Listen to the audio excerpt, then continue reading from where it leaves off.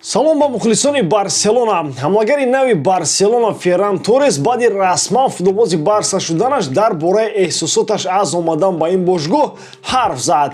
Барселона агар шартномаашро бо Дембеле идома дода натавонад, Усмонро ба дастаи Манчестер Юнайтед медиҳад ва дар ивазаш Антони Марсиалро ба иҷора мегирад. Филиппе Каутино барои Барсаро тарк кардан розӣ шуд, аммо Самуэл Умтити розӣ нест. Музокиротҳои байни дастаҳои Барселона, Ювентус ва Атлетико Мадрид доири трансфери Марата аллакай ба анҷом расидан ва ба наздикӣ Марата расман ба Барселона меояд. Ҳамаи хабарҳо дар барномаи имрӯза. Дӯстон, аз шумо лайк ва дар комментария ягон чиз навистан аз мо бошад ҳар рӯз видеои нав баровардан. Акун дар ягон ҷо баъз рушнед мо бошад сар мекунем. Дӯстон, имрӯз дар доираи Кубоки Испания Барселона дар меҳмонӣ бо дастаи Линарес Депортиво ки дар сеюм дивизиони Испания иштирок мекунад бозӣ хоҳад кард. Дани Алвес баъди бозгашташ ба Барса аввалин маротиба дар бозии расмӣ ба майдон мебарояд. Оё шогирдони Хави метавонанд бе мушкилӣ ғалаба кунанд? Тамошои ин бозӣ ва дигар рақобатҳоро шумо метавонед бо 1х ҷолибтар кунед. Регистратсияи осон, пур кардани маблағ аз томи гӯшаву канори дунё ва коэффициентҳои баланд. Вале аз ҳам муҳим, бонус то $100 дар аввалин пардохт бо промокоди Барсатиҷи. Ссилкаи бозӣ дар комментария. Ба ҳама муваффақият.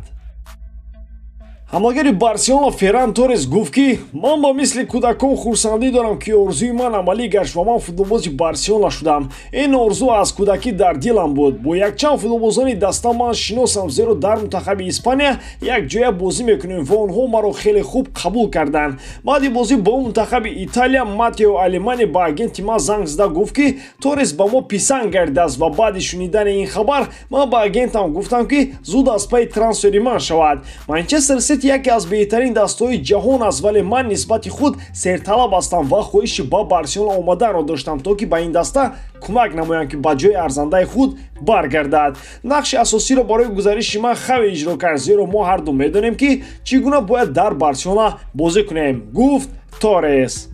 Торес ҳарчанд ки тарбиятдидаи мактаби Валенсия аст, вале суханони ӯ доири донистани услуби бозии Барселона ҳаққан, зеро Ферран таҳти роҳбарии Луис Энрикеу Хосеп Гвардиола бозӣ кардааст ва илова бар ин ҳамагӣ 5 миллион евро дар як мавсим маош дорад. Усман Дембеле баъди омадани Торес баҳонаи нав пайдо кардааст ки Торесро аз ман дида футболбози муҳимтар меҳисобед. Писари угай Муса Сисоко аҷабе нест агар маошашро мисли Торес талаб намояд, вале гӯяд ки вергулашро аз байн гиред. Бадбахтона Торес дар бозиҳои наздик ба мо кӯмак карда наметавонад, зеро ӯ аз ҷароҳаташ барқарор шуд, вале гирифтори ковид гардид ва аз тамринҳо маҳрум гашт. Барселона то ҳол музокироташро оиди идомаи шартномаи Усман Дембеле давом дода истодааст, вале бояд ин масъаларо дар кӯтоҳтарин муддат ҳал намояд, зеро идомаи шартномаи Дембеле фонди маоши футболбозонро ихтисор менамояд ва ба Барселона иҷоза медиҳад ки бозингарони навро ба қайд гиранд. Агар ба наздикии Дембеле шартномаашро идома надиҳад,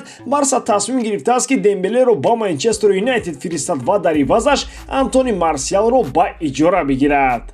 Барселона ба фикрам аз барф гурехта бар борон ғалтида нест. Марсиал боз як ксерокопияи дигари Дембеле аст ва ман намефаҳмам ки Марсиалро ба Барселона барои кадом мавқеъ оварданианд. Агар футболбозони ҷароҳатбардоштаро дар назар дошта бошанд, ҳангоми барқарор гаштани онҳо Барселона чӣ кор мекарда бошад?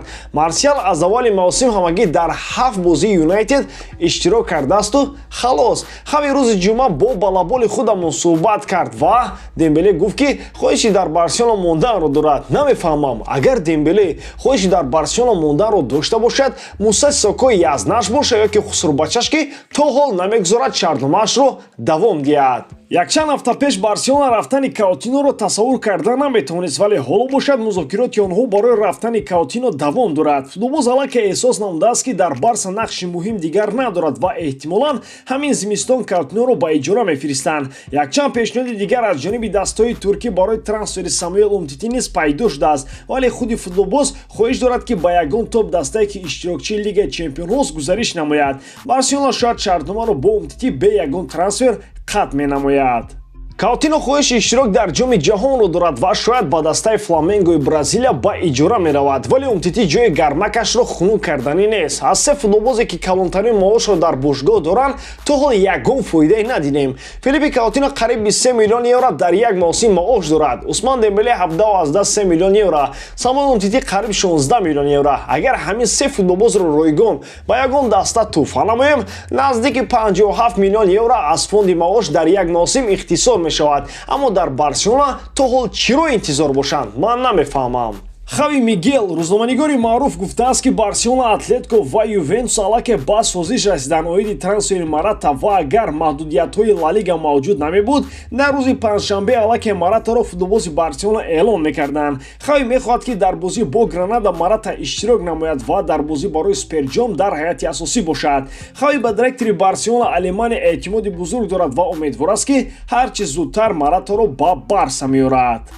Алваро Марата бо Барселона оиди шартномааш аллакай ба мувофиқа расидан, вале мушкилии асосии омадани Марата дар зимистон Массимиано Алегри аст, ки намехоҳад то замони ивазкунандаи Маратаро пайдо карданаш футболбозро аз Ювентус ҷавоб диҳад. Алегри пофишорӣ дорад ки то охири мавсим Марата дар Ювентус монад. Маблағе ки Атлетико талаб дорад барои Марата, Барселона аллакай дорад ва ҳамон 40 миллион еврое ки бояд барои Гризман гиранд, Атлетико пардохт намекунад. Агар ҳамин зимистон Маратаро биёранд, ба қайд гирифтани ӯ амри маҳол аст, зеро русиёи Дембеле Барселонаро масхара дорад ва на шартномаро идома медиҳад, на дастаро тарк мекунад. Ба фикри шумо дӯстон, бояд Дембелеро чӣ кор кунем? Фикрҳои худро дар комментария нависед. Ҳамчунин бародарон, даромада дар Инстаграм ва Телеграм канали Барсатиҷӣ обуна шавед. Дар он ҷо аввал хабарҳои тару тоза мебарояд. Илова бар ин, шумо метавонед онҳоро бо дигар мухлисони Барса дар комментария муҳокима намоед. Ссилкаи Телеграм ва Инстаграми канали Барсатиҷӣ